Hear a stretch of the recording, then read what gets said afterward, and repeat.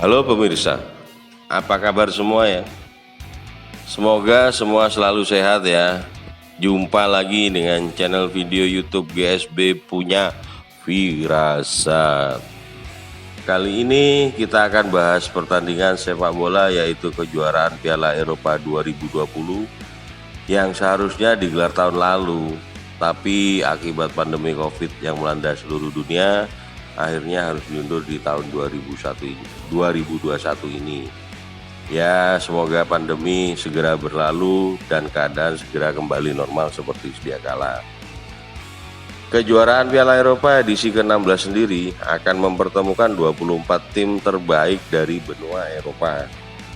Untuk pertandingan pembuka akan mempertemukan timnas Italia versus timnas Turki yang akan kick off pada tanggal 12 Juni 2021 pada pukul 2 waktu Indonesia Barat. Italia sendiri datang ke final Eropa kali ini sebagai pemuncak klasemen di grup J. Gli Azzurri memenangi semua pertandingan di bawah asuhan pelatih Roberto Mancini. Jelang melakoni partai Piala Eropa di Roma, Italia dalam kondisi bagus, tak berlebihan jika menempatkan mereka sebagai salah satu favorit calon juara.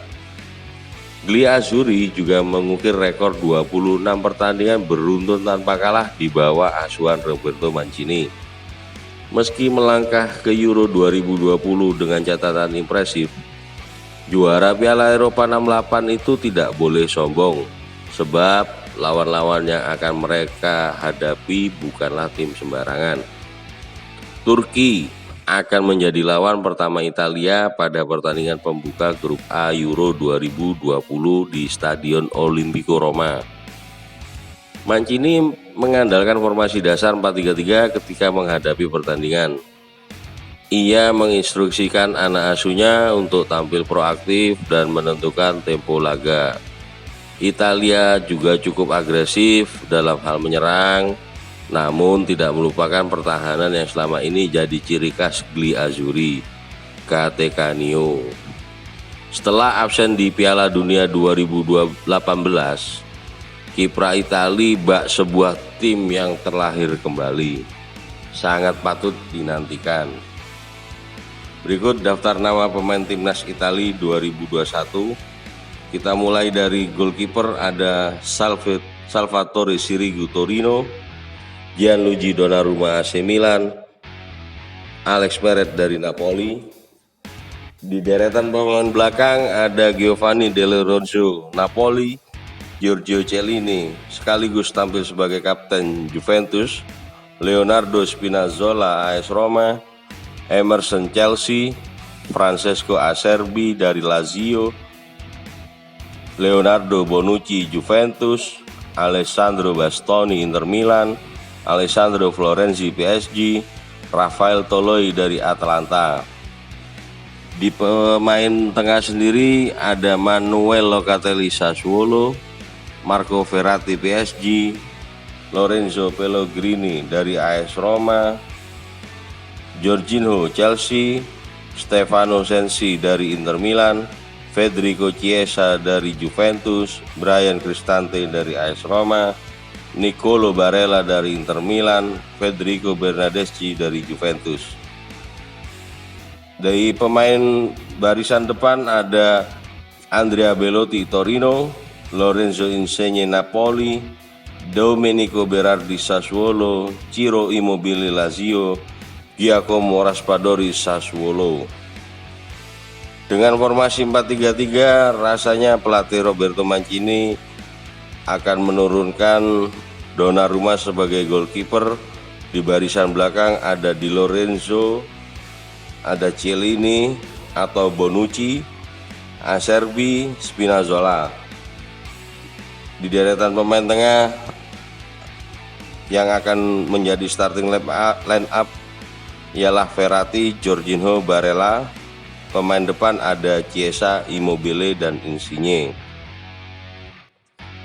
Untuk timnas Turki sendiri, mereka juga tidak boleh dipandang sebelah mata karena anak asuhan Şenol Güneş Turki lolos ke Piala Eropa edisi ke-16 ini sebagai runner-up grup H babak kualifikasi.